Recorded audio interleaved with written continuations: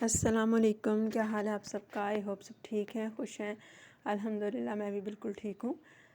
हाँ, आज मैंने तह वाली बिरयानी बनाई है, तो मैंने कहा ये भी मैं आपके साथ शेयर करती हूँ। मैंने उस दिन आपको बिरयानी बनानी बताई थी, लेकिन वो मैंने ऐसे ही डायरेक्ट थोड़ी सी बनाई थी।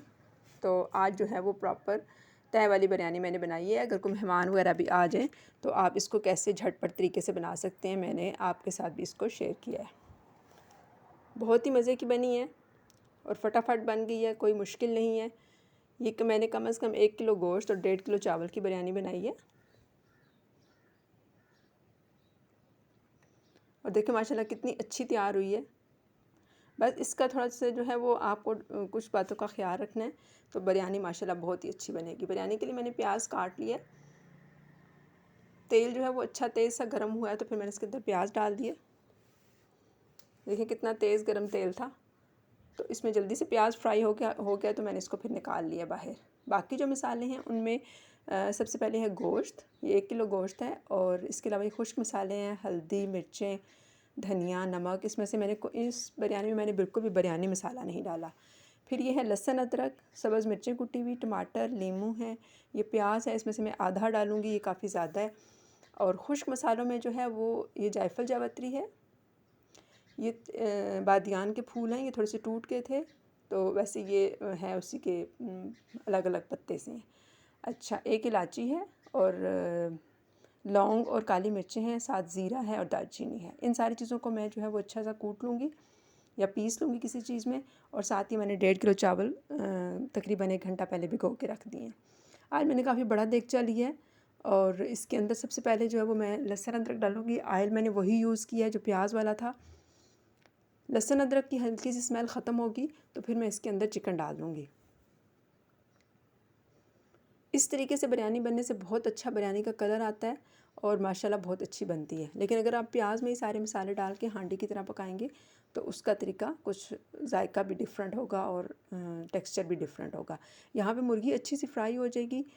देखिए इसका कलर चेंज हो रहा है, तो मैं इसके अंदर जो है वो सारे खुश्क मसाले, जिसमें से हल्दी 1 चम्मच, सुरख मिर्च है, 2 से ढाई चम्मच नमक है, और खुश्क धनिया और ये दड़ा कुटी हुई मिर्च है, ये जो है मैं चिकन में डाल दूँगी। और साथ जो है वो मैंने गरम मसाला जो मैंने आपको दिखाया था वो मैंने कूट लिया है, उसको मैं दही में शामिल कर देती हूँ। अच्छा से इसको फेंट लेंगे, और साथ थोड़ा सा तकरीबन 1/4 टीस्पून जो है वो मैंने इसमें ज़र्दे का रंग डाल दिया। इन दोनों चीज़ों को मिक्स करके रख देंगे, और पहले डालेंगे खुश्क मसाले जो मैंने अभी आपको बताए हैं, वो सारे हम चिकन में डाल देंगे। उनके साथ जब चिकन भूनने होगा तो सही उसके ऊपर कलर आएगा।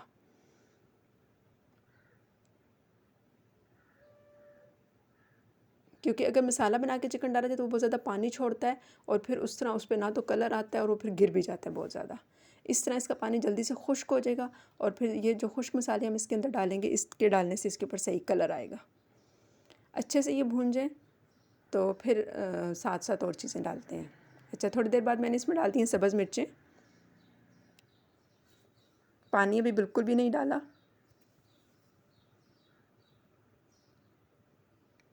अब 1 घूंट पानी मैंने इस वजह से लगाया क्योंकि अंदर खुश्क मसाले डले हुए हैं, तो मैंने कहा ये ना उनका जल के कुछ जायका ख़राब हो जाए। अच्छा, इसके बाद मैंने डाल दिया है इसमें टमाटर, जो कि मैंने ग्राइंड कर लिए थे काट के। टमाटरों का पानी थोड़ी देर खुश्क हुआ तो मैंने इसके अंदर आलू डाल दिए हैं, 2 दरमियाने साइज़ के मोटे मोटे काटे हैं मैंने, और साथ ही ये दही और गर्म मसाला मिक्स हुआ हुआ डाल दिया। अब यहाँ पे कौरमा सही अच्छा सा पकेगा, इसको अच्छा सा भूनना है, और फिर उसके बाद हल्का सा पानी लगा के हम इसको गलने के लिए छोड़ देंगे।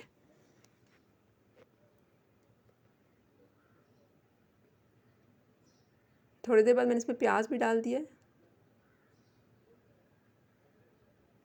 प्याज भी इनके साथ अच्छा सा बारीक हो जाएगा, तो फिर कौरमे का टेक्सचर जो है वो बहुत ही मज़े का हो जाएगा।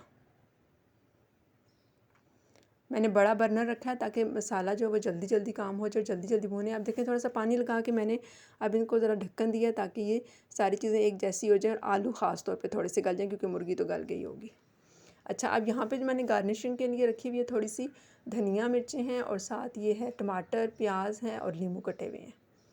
कौरमा हमारा अच्छा सा तैयार हो गया। हम इसको अलग से किसी बर्तन में निकाल लेंगे, और फिर चावल बॉयल करके इसका दम देते हैं।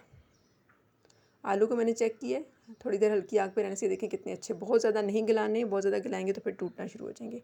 चावल मैंने अलग से बॉयल करने के लिए रख दिए थे, जो बॉयल हो गए हैं। उसकी वीडियो शायद मेरे से स्किप हो गई है, तो उनको मैंने नीचे एक बार डाला है तय में, उसी देगचे में। उसके ऊपर आधा कौरमा हम डालेंगे।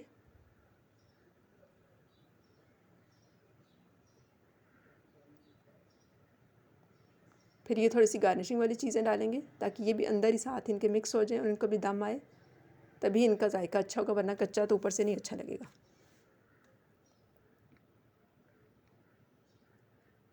इसके ऊपर हम दोबारा थोड़े से चावल और डालेंगे, थोड़े से मैंने बचा लिए हैं, जो ऊपर सिरे डालेंगे और फिर उसके ऊपर हम थोड़ा सा कलर डाल देंगे।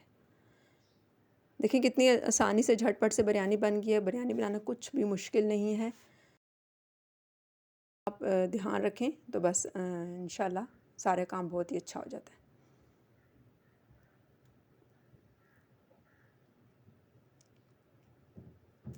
अब देखिए बाकी जो कौरमा वगैरह था वो भी, और जो चावल है वो भी मैंने डाल दिए हैं। और उसके ऊपर खुश्क कलर मैं तो डालती हूँ, घोल के नहीं डाला, खुश्क भी डालें तो बहुत ही अच्छा कलर आ जाता है। अब इसको मैंने 10 से 15 मिनट के लिए दम लगा दिए। दम खोला है तो आप देखें इसका कलर माशाल्लाह कितना ज़बरदस्त आया है।